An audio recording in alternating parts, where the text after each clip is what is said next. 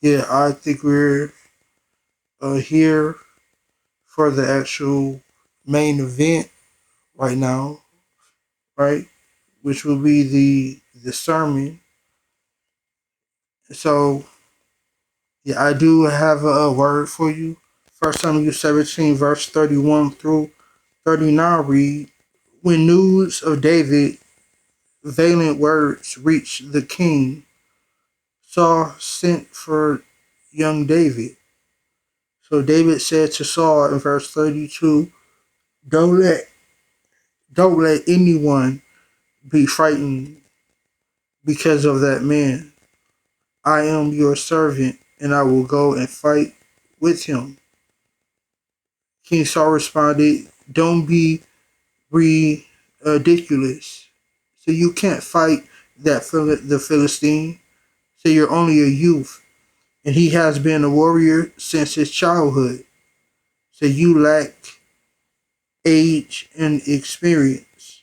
Verse 34 reads, and David responded back and said that I worked as a shepherd for my father. Whenever a lion or a bear has come and attacked one of my lambs, I have gone after it and struck it down to rescue the lamb from the predator's mouth. If it turned to attack me, I would take it by the chin, beat it, and kill it. For I have killed both a lion and a bear, and as your servant, I will kill this uncircumcised Philistine too, since he has dared to taunt the armies of the living God. The eternal, verse 37 reads, the eternal one who saved me from the paw of the lion and the paw of the bear will save me from the hand of this Philistine. Saul responded and said, Go then, and may the eternal one be with you. Verse 38 reads, so Saul outfitted David in the king's own armor, a bronze helmet to protect his head, and a coat of mail to protect his chest. Verse 39 reads, David strapped on Saul's sword outside the armor, and then discovered that he could not move because he was not used to the restrictions of the weighty armor. So David responds while having it on, saying, I'm not used to these things. How can I attack a enemy when I can't even walk? So he removed every bit of Saul's armor. He would fight the Philistine as he had fought those lions and bears.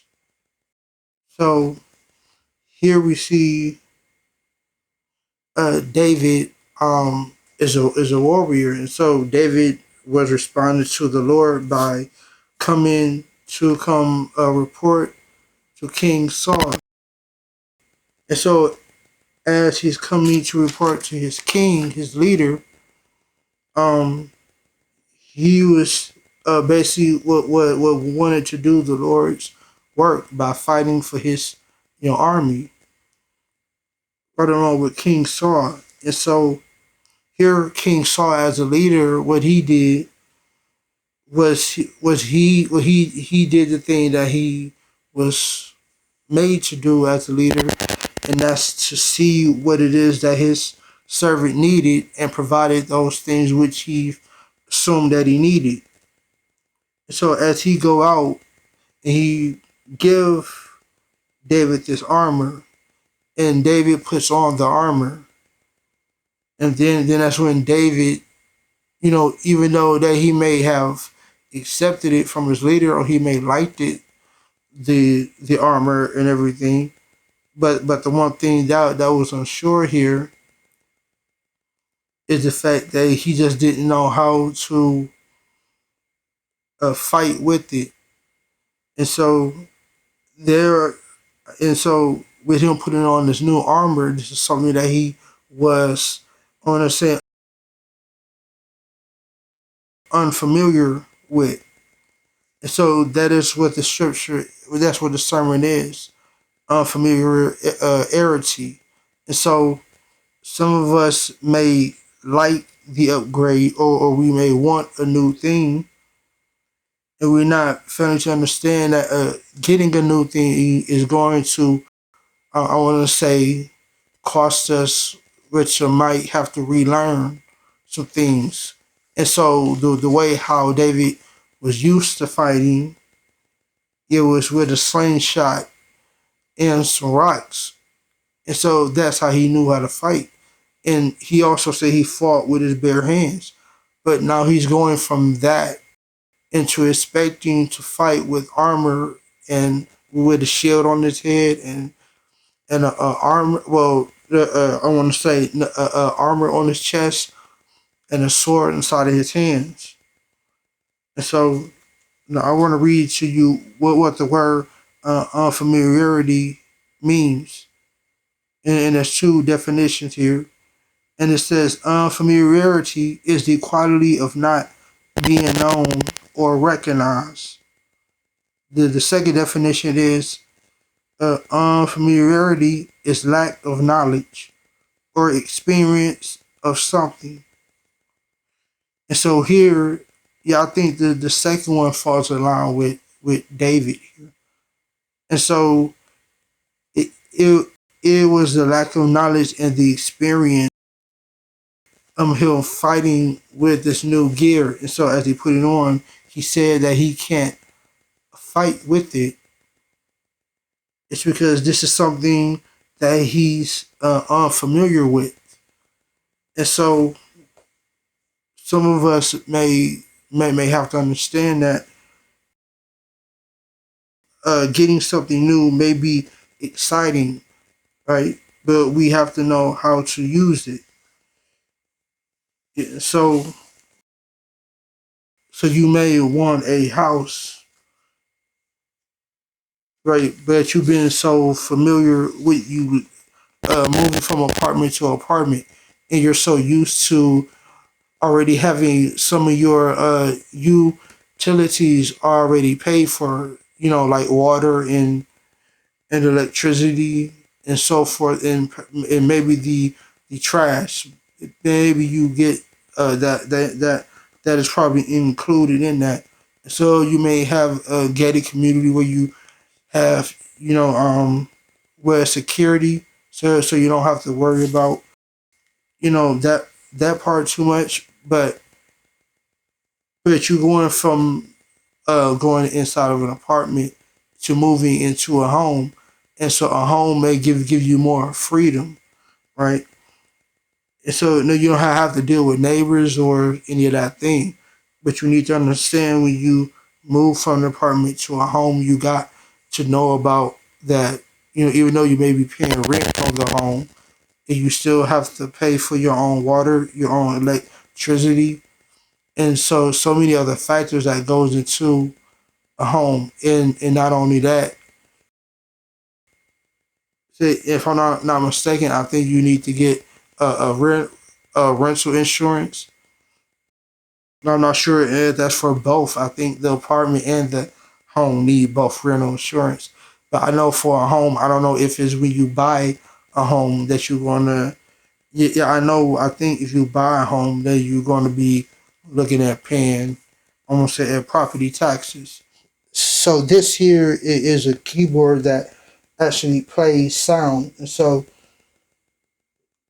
it can record, edit, mix, uh, compose, and it can also help me to create uh, chords, and so which I'm not good at. However, even though this can do all of this, this is because everything is packed inside this keyboard. Then I have like a all-in-one type of thing. This can also do the same thing that the keyboard can do. And so even though I can create music on here, this is actually what I'm familiar with. And so with David here, right?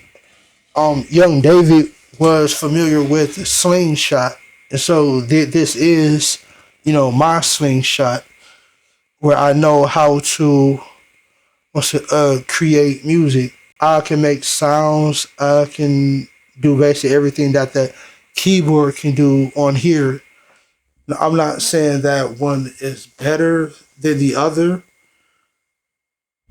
but however, what I am stating here is, stick with what you're familiar with, and don't allow people to move you out of your comfort zone. All right, until you and the Lord have established that it's time for you, but to move forward. Y'all do hope has that the word has blessed you. So I'm going to read these sevenfold blessings. I speak blessings of one, health for you and your family.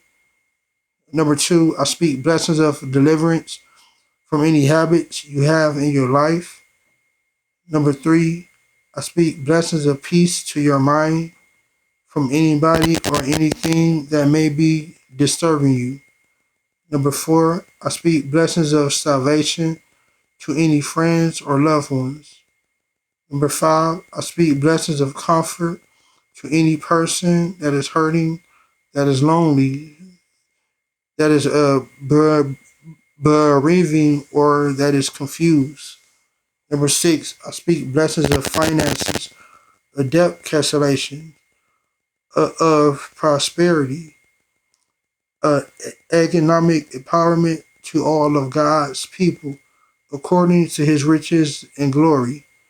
And number seven, I speak blessings of anointings and promotion in your life to complete your excitement to move forward in your purpose.